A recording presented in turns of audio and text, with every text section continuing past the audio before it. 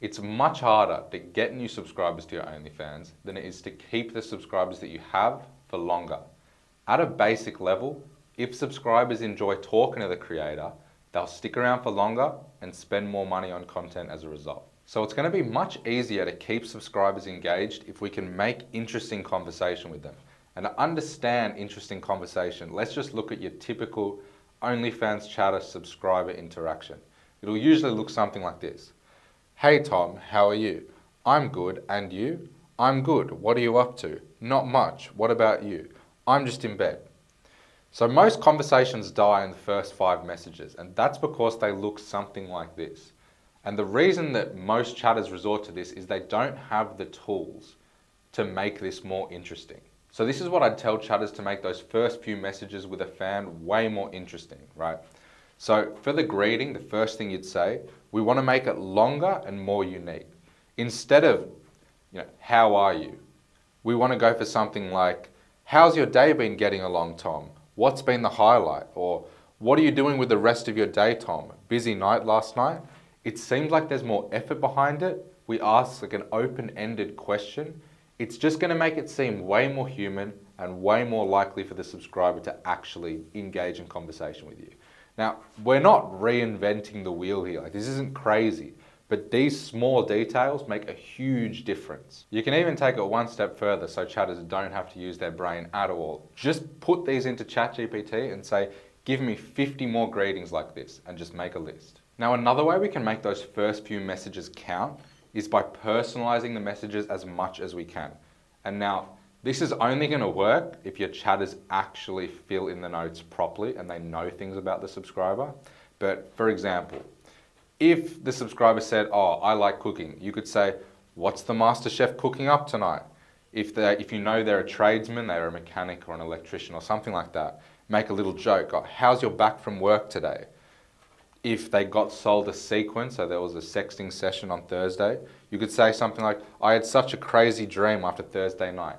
Anything that shows that you actually know this person and you remember things about them, it's gonna mean a lot, and you'll see that they actually reciprocate it. They keep on talking. I really can't stress enough how valuable it is having this information in the notes. This might seem trivial, what I'm saying, but I've seen time and time again, this keeps people engaging for longer and it makes them more likely to spend money. So we really want to nail that first 5 message interaction, because that's going to determine whether conversations fizzle out and die or they become conversations of essence, right? So once the conversation actually starts, how do we make them not robotic, make them interesting, make them fun, make them engaging? So really simple thing we can do is just tell the chatters to send longer messages, or avoid dry messages rather. So get them in the habit of every time they look at a message, they think, how can I make this longer, more detailed, right? Sending those short, dry messages that a lot of chatters do, like, yeah, sure, okay, thanks, haha. It just kills the conversation straight away. So this is something you're gonna have to train as an ongoing thing, but just be really mindful of that. Now, telling them to ask open-ended questions as much as they can. Now, not yes or no questions, not like, oh, did you have a good day today? Rather, what was the best part of your day? Open-ended questions. Whenever the conversation is dying or you're not sure where to take it, get them in the habit of asking an open-ended question. It's really important that we set the expectation that we are the ones that carry the conversation. It doesn't matter if the sub's being dry, being rude, they're sending one-word replies. We are the ones that carry the conversation forward. That's literally our job, right? To push towards a sale.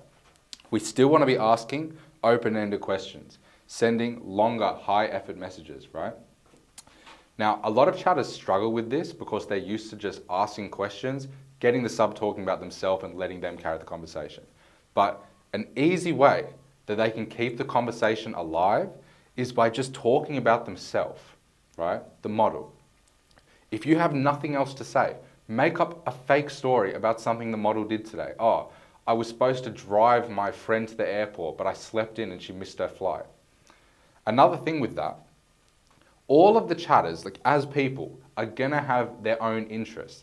Let's say they're really into movies, right? Or anime, or something like that. they can just start talking about that because it's something they already know about. And they can just really, you can just say the model watched an anime movie. It doesn't matter. Just think of as many ways you can talk about your own interests and seem like a real human. That's going to make the conversation seem way less robotic and genuine. A lot of subs are on OnlyFans for sexting. So it's really important that chatters know how to sext in an engaging way that's going to keep subs interested for longer. However, most chatters all sext in the same generic way that gets really old really fast. And that's the typical, oh wow, babe, you're driving me so wild right now. You know, you're gonna make me explode. This is so hot, babe. Wow, wow. Like they just repeat that same kind of pointless garbage.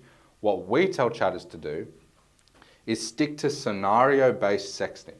And all that means is just coming up with a story of what the creator and subscriber would be doing if they were together and then going from there, right? So that could be, oh, what if we were watching Netflix together? What if we were in the car and we wanted to have some fun before we got out? Anything like that, stick to the story and just, sex through the whole thing. A really important part of that is pacing. For it to seem authentic, the creator needs to seem like they're slowly getting turned on. Not just this 0 to 100 the second a sub brings up anything sexual. It's like, wow, I'm so wet for you right now, babe. Like, it's just so garbage. A really simple way to think about that is to have your sexting story or scenario, and obviously it's going to have a beginning, middle, and end. And you just want it to get more exciting throughout, steadily, as you send more expensive pay-per-views, right? That's, usually you'll be selling a sexting sequence. That's how we like to do it. Now, another important aspect of sexting to make it interesting for longer is making it personalized to what the subscriber is into. So, as you get to know them more and more, it should be recorded in the notes again, what they're into. And in your sexting scenario, the chatter should just mention things that the fan is into. And that's just going to really make it hit more, if you know what I mean. Now, this is another really important, it's all important, but this is another really important aspect of that. We want to be expanding on everything that we're saying. To help you understand expanding, I've got my YouTube-friendly example here, right? So you just have to bear with me and kind of pick up what I'm putting down. You could say, I went to sleep. Or you could say, I slowly got into my blue pajamas, dimmed the lights, pulled back the covers, got into bed and fell straight asleep. Now, it's quite hard to visualize that. But with that level of detail, you can visualize this. You can see that happening in your head so much easier.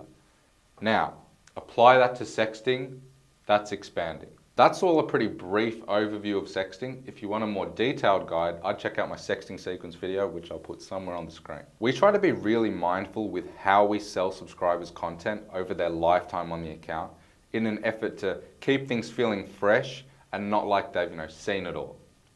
So what we can't change is what content a creator will make. If a creator only does, say, nude content, they're not going to do masturbation content, right? So we can't rely on that to keep subscribers interested. What we can change is how we package that content.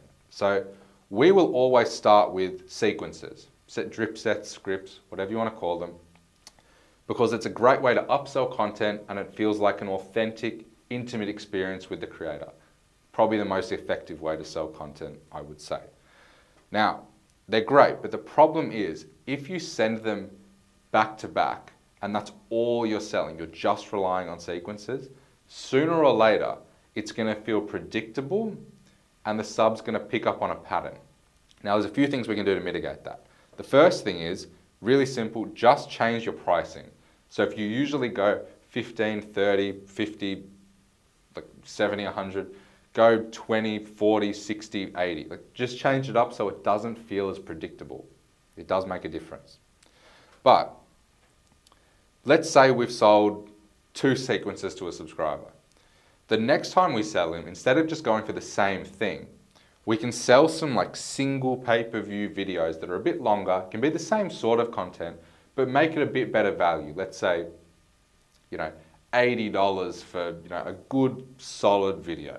And then he'll appreciate that it's something different, something new, right? It doesn't have to be framed as in the moment, you just sell a video, right? It's OnlyFans. Now, another thing we can do to keep it interesting is if the creator does it, sell customs. Now, I have a video on how we sell customs if you want to check that out.